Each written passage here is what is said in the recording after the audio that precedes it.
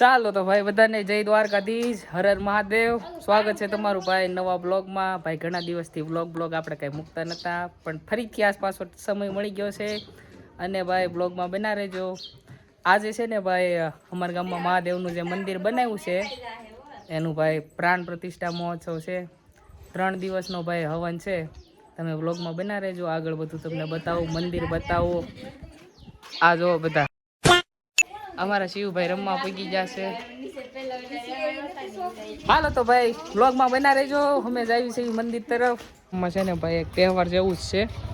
શું છે આજ આપણા ગામમાં? શું છે આપણા ગામમાં? હવન છે. બીજું ભોળાનાથ નો હવન, મોટો અગ્ન. હા હા, બીજું શું કહેવાનું પછી?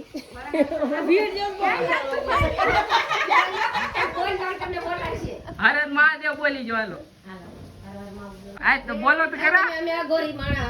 નાયો નથી ને તું? હે નાઈ આવી જા ફટાફટ. ચાલ તો અમારા આરે છે ભાઈ જયદીપભાઈ છે, ધર્મેશભાઈ છે ને અમે ભાઈ બધા જ આવી છીએ મહાદેવના મંદિરે. વ્લોગમાં તમે બન્યા રહેજો.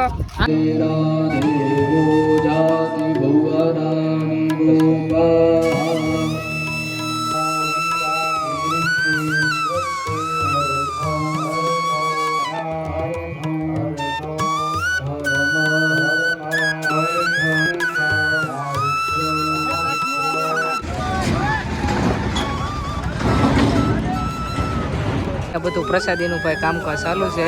બધા કામ કરે છે, સેવા કરે છે. ભાઈ હર હર મહાદેવ બોલ. હર હર મહાદેવ. બધા સ્વયંસેવક જો ભાઈ આ સ્વયંસેવકનું કાર્ડ પહેરીને બેઠા છે ને ભાઈ કાંઈ કામ નથી કરતા.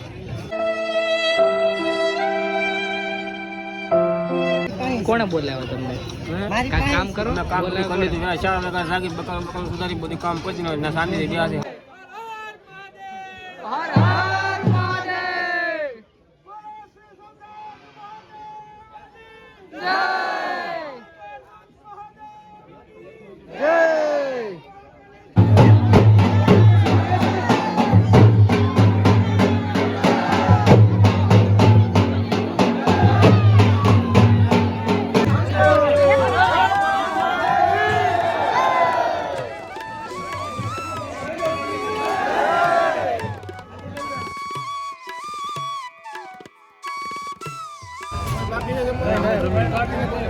બાકી હોય ને અને જમવા બેસી જાવ.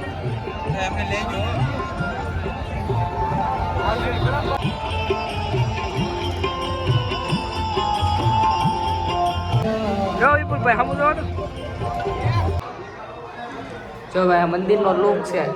હજી મૂર્તિની ભાઈ પ્રાણ પ્રતિષ્ઠા નથી થઈ. મૂર્તિની પ્રાણ પ્રતિષ્ઠાનો ભાઈ કાલનું મુહૂર્ત છે અને યજ્ઞનો ભાઈ કાલનો બીજો દિવસ છે. અટાણે ભાઈ રોંઢો ટાઈમ થઈ ગયો છે. જોઈ લો ભાઈ તમે યજ્ઞશાળાનો.